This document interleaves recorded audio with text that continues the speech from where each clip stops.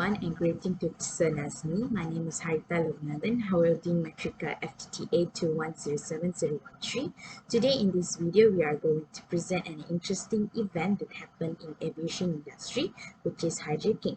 So first of all, hijacking is the unlawful capture of an aircraft by an individual or a group is known as aircraft hijacking. The majority of hijacking cases dating back to the earliest hijackings, it is involved the pilot being forced to fly according to the hijacker's demands.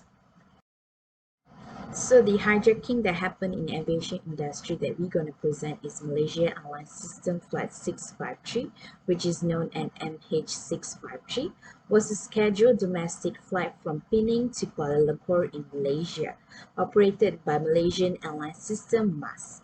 On the evening of 4th December 1977, the Boeing 737-200 aircraft flying the service crashed at Tanjung Kupang, Johor, Malaysia, while reportedly being routed to Singapore by hijackers. It was Malaysia Airlines' first deadly plane disaster, with all 93 passengers and 7 crew members are killed. As soon as the plane reached cruise altitude, it was reportedly hijacked.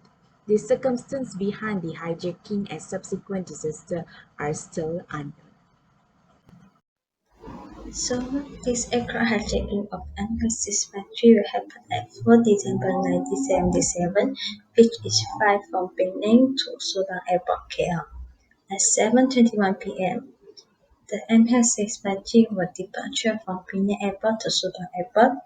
At 7:46 p.m., aircraft MH653 will fly to Batu Arang, Selangor at 4,000 feet and ready to arrive at Sudan Airport. Suddenly, ATC received a hijacking signal from the pilot of MH653, and at the same time, the aircraft MH653 was hijacked by someone unknown. After a few minutes, the pilot of MH653 said to the ATC that they will fly to Singapore and with the altitude increased to 6,400 feet.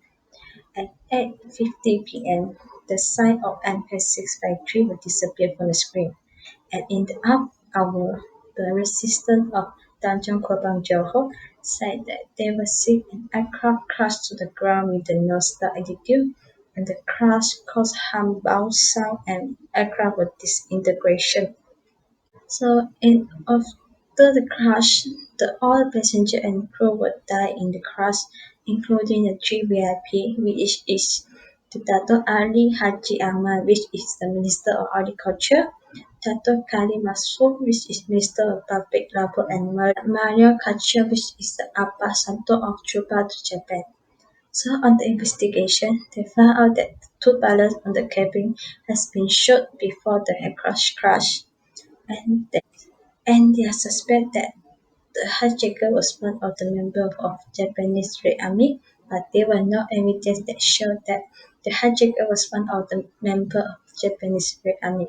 So until now, the hijacker was unfound and was someone unknown. Hi, my name is Tharishini Murugan, holding the Matricas number D form 2107005, and today I'll be explaining on conclusion of flight MH653. So it was concluded that the hijackers carried firearms and had shot dead both pilots, leaving the aircraft unmanned, as none of the bodies were recovered intact, and also the remains of the dead were interred in mass burial and the Tanjung Kupang Memory Park was erected. The circumstances of the hijacking and the crash were never solved. However, airport officials at Kuala Lumpur said pilots had radioed that members of the Japanese Red Army had hijacked the plane.